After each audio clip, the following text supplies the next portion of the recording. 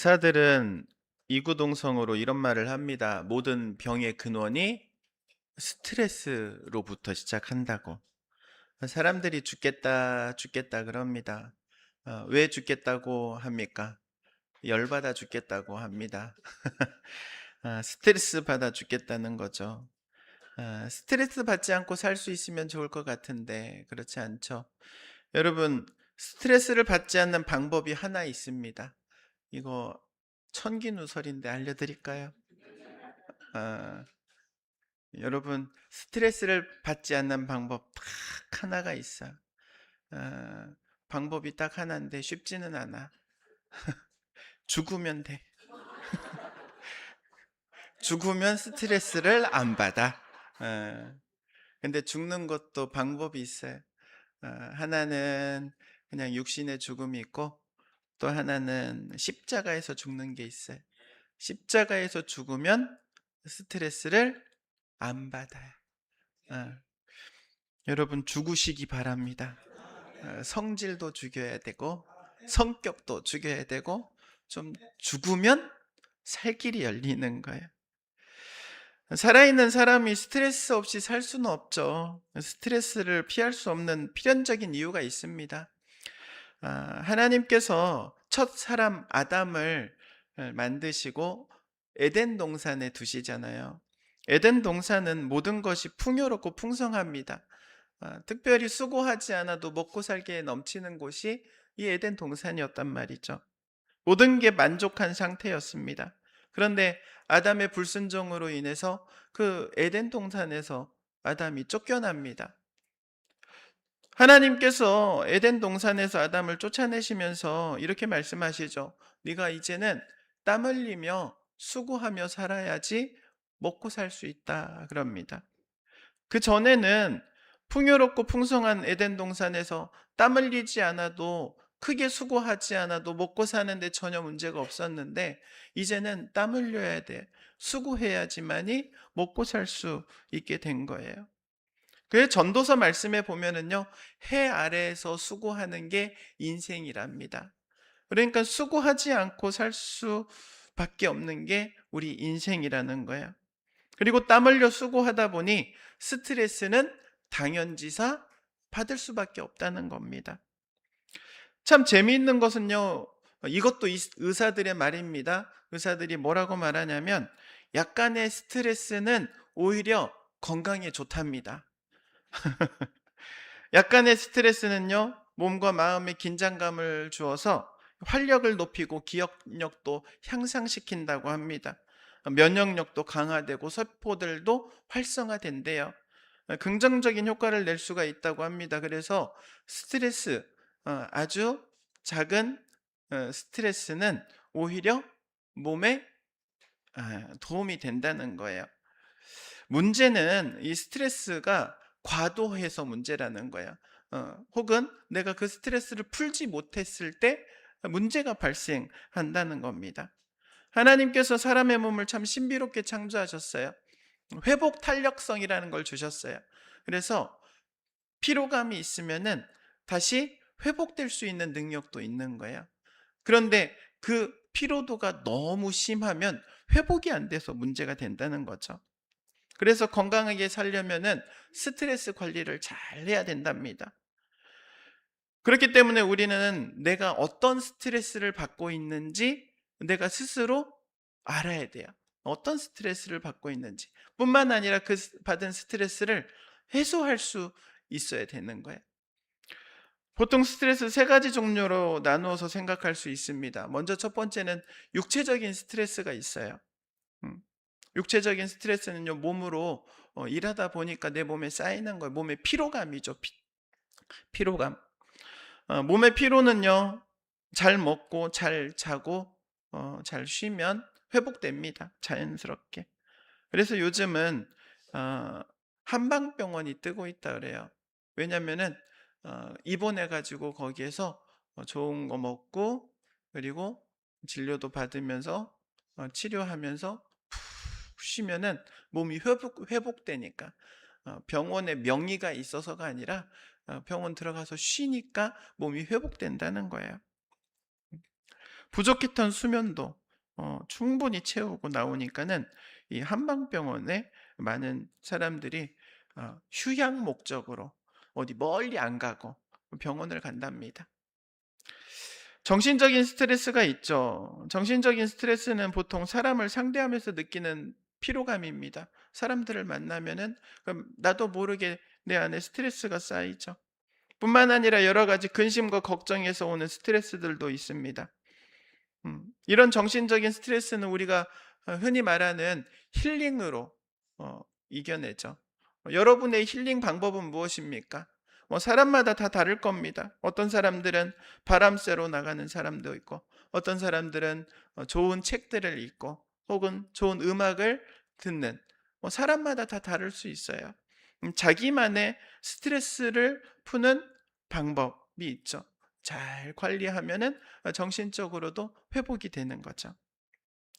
세 번째 스트레스가 있습니다. 세 번째 스트레스는요, 영적인 스트레스예요. 영적인 스트레스는 하나님과의 관계성에서 오는 스트레스입니다. 내가 죄와 가까워지고 하나님과 멀어지면 발생하게 되는 스트레스예요. 원인을 알 수 없는 불안, 불만, 분노, 두려움, 이런 것들이 내 안에 있죠. 내재되어 있는데 그게 점점 덩치를 키워갑니다. 이유는 알 수 없어. 그런데 이상하게 불안해. 그리고 불만이 점점 차올라. 그리고 분노가 차올라. 그러면은 점검해야 돼요. 영적인 점검이 필요한 거예요. 원인이 없는데 불구하고 불안하고 불만하고 분노하고 두려움이 있으면 영적인 체크를 해야 하는 거죠. 세상 사람들은 이런 문제를 해결하기 위해서 여러 가지 방법들을 사용합니다. 대표적인 방법들이 종교적인 방법이에요.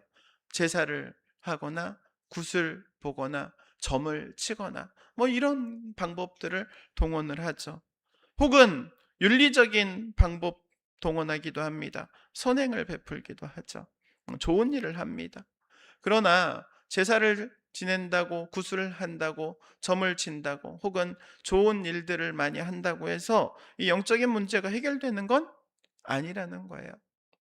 유대인들은 율법을 통해서 이 영적인 문제를 해결하고자 했습니다. 유대인들은요, 모세오경의 율법을 이 5권의 책에서 613가지의 다시 계명을 뽑아냈어요.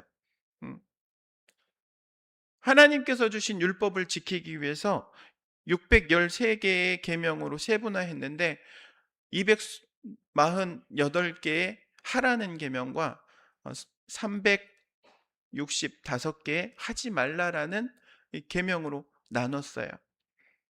그래서 이 율법을 지키기 위해서 얼마나 열심이었는지 몰라요. 그러나 성경은 율법으로는 하나님께서 원하시는 의에 도달할 수 없다고 말씀하십니다. 로마서 3장 20절에 이렇게 말합니다. 율법의 행위로는 하나님 앞에서 의롭다고 인정받을 사람이 아무도 없습니다. 율법은 죄를 인식할 뿐입니다. 이렇게 말씀하고 있습니다. 율법을 지키는 것으로 하나님 앞에 나아갈 수 없습니다. 왜냐하면 율법 613가지 중에 612개를 지키고 하나를 못 지켰어요. 그러면은 못 지킨 게 되기 때문에 그렇습니다. 생명을 살려야 할 율법이 오히려 율법을 범함으로 심판의 기준이 되어 버린 거예요. 음. 그래서 이스라엘 백성들에게 율법은 오히려 그들에게 큰 짐이 되어 버린 겁니다. 지켜야 되는데 지키지 못하니까. 음. 사람이 가진 공로, 노력, 수고, 그 어떠한 것으로 하나님 앞에 나아갈 수 없다는 것을 우리에게 보여주고 있는 거죠. 그런데 예수님께서는 그 자신의 죄의 문제를 해결하기 위해서 수고하는 사람들, 그 짐의 무게 때문에 힘들어하는 사람들을 향해서 오늘 말씀을 하시는 겁니다. 28절 말씀에 뭐라고 말씀하십니까? 수고하고 무거운 짐을 진 사람은 다 내게로 오라 그러잖아요. 내가 너희를 쉬게 하겠다. 예수님의 말씀은 이런 의미가 있습니다. 너희들 그 율법의 의를 이루기 위해서 노력했지, 수고했지. 그런데 이루지 못했지. 오히려 지쳤지. 지친 너희들 이제 다 이리 와서 좀 쉬어. 내가 너희를 쉬게 해줄게. 이런 의미를 가지고 있는 겁니다. 예수님의 초청은 모든 사람들을 향한 초청입니다. 남녀노소 빈부 귀천을 따지지 않는 누구나 다 주님 앞으로 불러드리는 초청인 거예요. 옛날 우리 시골 장터에는 그런 사람이 있었대요. 어, 약을 파는데 만병통치약, 이 약 한번 먹어봐. 머리도 나, 장도 깨끗해져. 뭐 좋다는 거야, 만병통치약. 그런데 이분들의 멘트 끝에 꼭 하는 말이 있어. 뭐라고 말해요? 애들은 가라, 애들은 가. 왜 애들은 가라고 말합니까? 필요 없다는 거야. 너네들은 돈 안 되니까 너희들은 가라는 거야. 차별을 받는 거야, 애들은. 야. 그런데 예수님의 초청은 다릅니다. 누구나 오라는 거예요. 누구나. 수고하고 무거운 짐진 자들 다 내게로 오라. 그렇게 말씀하시는 거예요. 애들은 가라 하지 않습니다. 우리 예수님은요, 사람을요, 차별하지 않으시는 거예요. 누구나 다, 누구나 다. 쉼이 필요해? 그러면 나한테 와. 나한테 와. 그렇다면 예수님 도대체 누구이시기에 죄의 문제로 힘들어하는 이들을 이렇게 쉼을 주겠다고 말씀하실 수 있습니까? 사도 바울은 율법의 의를 이루기 위해서 예수님을 믿는 사람들을 핍박했던 사람이기도 하잖아요. 음. 그가 다메섹에서 예수님을 만나고 변화받습니다. 아주 극적인 변화를 경험하죠. 그런 사도 바울, 극적인 변화를 경험한 사도 바울은 자기 자신에 대해서 상당히 프라이드가 있는 사람이었어요. 음, 본인에 대해서 말할 때 뭐라고 말하냐면 나는 율법의 의로는 단 한 점 흠이 없는 사람이다 그럽니다. 내가 어려서부터 어, 율법을 지켰는데 지키지 못한 율법이 없다 그러는 거예요. 흠이 하나도 없다는 거예요. 얼마나 대단합니까? 613개의 그 계명을 다 지켜 행했다는 거예요. 대단하죠. 그런데 그런 사도 바울이 뭐라고 말합니까? 빌립보서에 보면은 그 모든 의로움, 내가 쌓아 올린 그 전부 다 오물과 같이 여긴다 그래요. 배설물과 같이 여긴다 그래요. 어, 왜 그렇습니까? 그 이유가 놀라워요. 빌립보서 3장 9절에서 10절에 이렇게 말합니다. 나는 율법에서 생기는 나 스스로의 의가 아니라 그리스도를 믿는 믿음으로 말미암아 오는 의, 곧 믿음에 근거하여 하나님에게서 오는 의를 얻으려고 합니다. 그리고 뒤이어서 이렇게 말하죠. 내가 바라는 것은 그리스도를 알고 그분의 부활의 능력을 깨닫고 그분의 고난에 동참하여 그분의 죽으심을 본받는 것입니다. 사도 바울은 율법의 의로움으로 하나님 앞에 나아가는 것이 아니라 예수 그리스도의 십자가의 의로 하나님 앞에 나아가겠다고 고백하고 있습니다. 그 사실을 깨달은 거죠. 여러분 도대체 예수 그리스도의 십자가가 무엇입니까? 십자가가 무엇이기에 십자가 그러는 것입니까? 십자가는 모든 믿는 자에게 구원을 주시는 하나님의 능력입니다. 아멘입니까? 십자가는 모든 믿는 자에게 용서를 주시는 하나님의 긍휼인 거예요. 십자가는 모든 믿는 자를 자녀 삼아 주시는 하나님의 사랑입니다. 예수님은 우리가 해결할 수 없는 죄의 문제를 해결해 주셨어요. 그 죄의 문제를 해결해 주셔서 우리에게 쉼을 허락해 주신 겁니다. 그래서 29절 하반절에 너희는 마음의 쉼을 얻을 것이다. 그렇게 말씀하고 있는 거예요. 여러분, 쉼이라는 것은요, 지친 사람에게 필요한 겁니다. 지치지 않은 사람에게는 쉼이 필요 없어요. 쉼은요, 지친 사람이 다시금 힘을 얻기 위해서, 회복하기 위해서, 다시 일어서기 위해서 필요한 겁니다. 어, 젊은이들 사이에 유행했던 말이 하나 있어요. 어떤 말이냐면, 아무것도 하지 않는데 아무것도 하기 싫다. 그래요. 아무것도 하지 않는데 아무것도 하기 싫대. 무슨 의미일까요? 만사가 귀찮다는 거죠. 만사가 귀찮아. 아무것도 못 하겠다는 거예요. 왜 아무것도 못 하겠다는 거예요? 지쳐가지고 못 하겠다. 귀찮아서 못 하겠다. 음. 아무것도 하지 않는데요. 그런데 아무것도 하지 않으면 더 힘듭니다. 아십니까? 월요병이 왜 월요병이냐? 월요일 날 출근하기 싫어서 혹은 학교 가기 싫어서 생기는 병이잖아요. 그런데 주말을 어떻게 보냈느냐에 따라서 이 월요병이 심해지기도 하고 혹은 월요병이 없어지기도 하는 거예요. 토요일하고 주일 이틀 동안 정말 아무것도 안 하면은 월요병은 더 심해지는 거예요.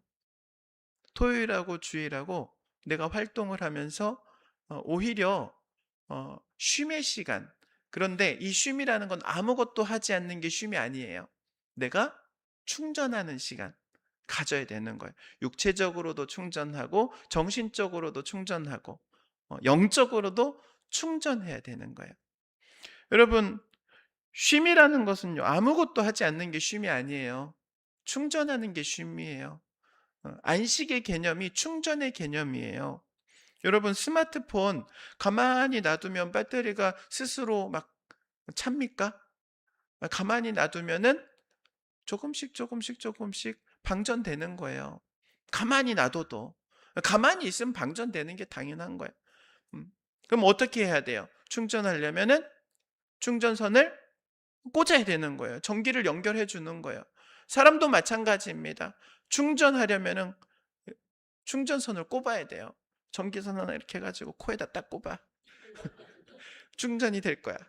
이런 충전이 아니죠. 우리는 하나님과 연결되어서 하나님께로부터 오는 영적인 은혜를 충전해야 되는 거예요. 영적으로 스트레스를 많이 받고 지치면요, 반드시 나타나는 특징이 있습니다. 세 가지. 첫 번째, 얼굴이 어두워요. 얼굴이 어두워. 선탠에서 까매진 거가 아니고 그냥 어두침침한 얼굴이 있어. 얼굴에 그늘이 있는 거예요. 그늘이. 두 번째는요, 영적으로 게을러집니다. 영적으로 게으름이라는 것은 말씀도 보지 않고 기도도 하지 않고 예배 나오는 것도 그냥 가자 해가지고 겨우 끌고 이제 아내가 끌고 나오고 남편이 끌고 나오고 엄마가 끌고 나오고 이러면 안 되는 거예요. 영적으로 게을러지면 막 끌려다니는 거예요. 아유, 가기 싫은데. 그리고 세 번째는요, 하나님의 일을 회방해요. 파토낸다 그러죠. 못하게 합니다. 깨트립니다. 음, 그런데 영적으로 충만해지면요, 반대죠.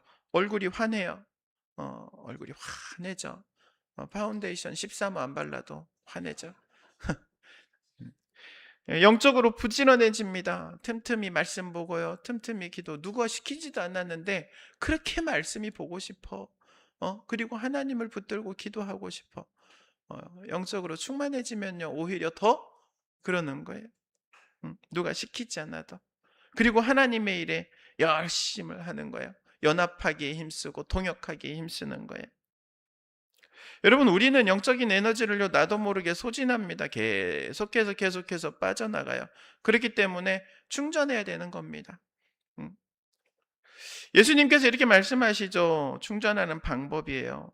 29절에 나는 마음이 온유하고 겸손하니 내 멍에를 메고 나한테 배워라.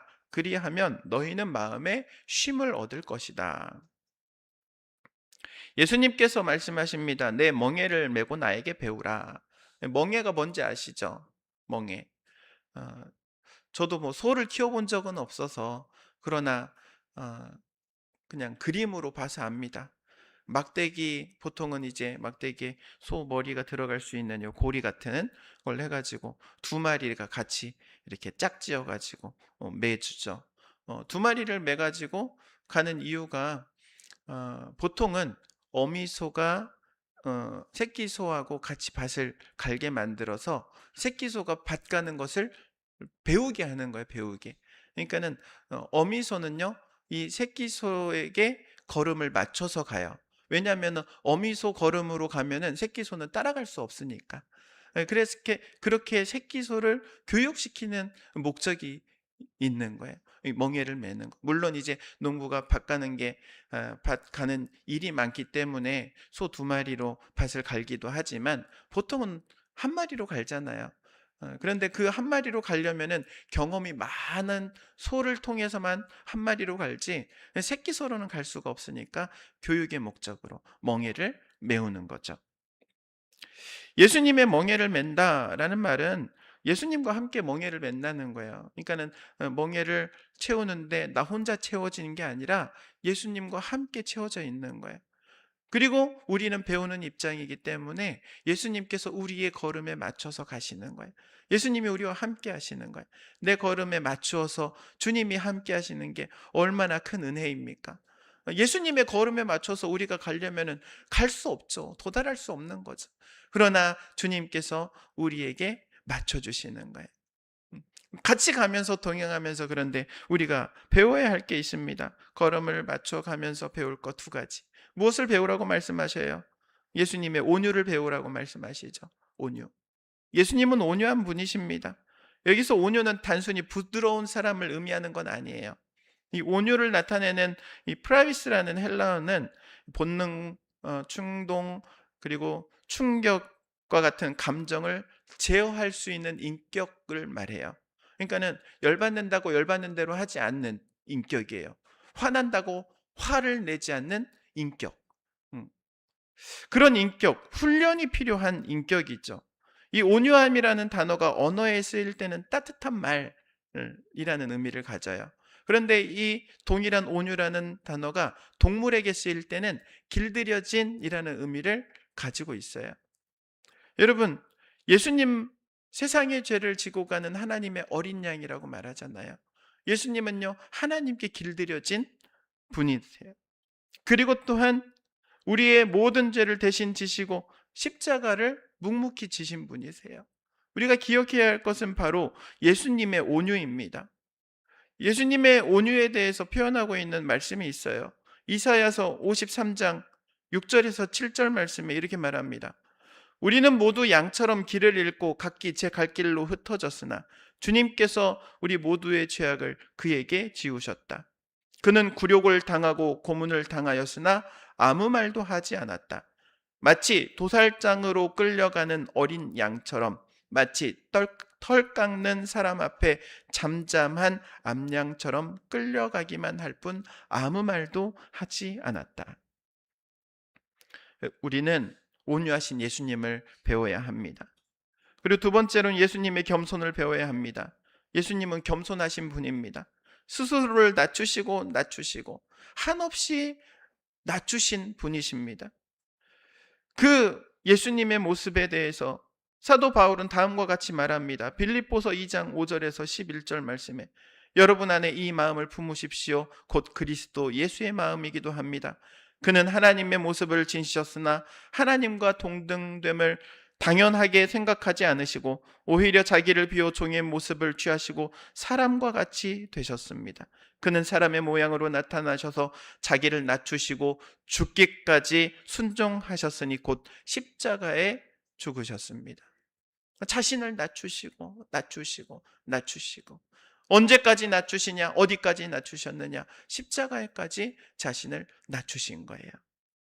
우리는 그러한 겸손하신 예수님을 배워야 합니다. 온유하신 예수님, 겸손하신 예수님, 그 예수님을 배울 때 우리에게 진정한 쉼이 있습니다. 오늘 예수님께서 이렇게 말씀하십니다. 수고하고 무거운 짐을 진 사람들 모두 내게로 오라. 내가 너희를 쉬게 하겠다. 여러분, 온유하신 예수님 앞에 나아가시기 바랍니다. 겸손하신 예수님 앞에 나아가시기 바랍니다. 온유하시고 겸손하신 예수님께 나아갈 때 진정한 쉼과 안식이 있습니다. 사랑하는 성도 여러분, 예수 그리스도의 십자가를 단단히 붙들고 나아가시기를 주의 이름으로 축원드립니다. 기도하겠습니다.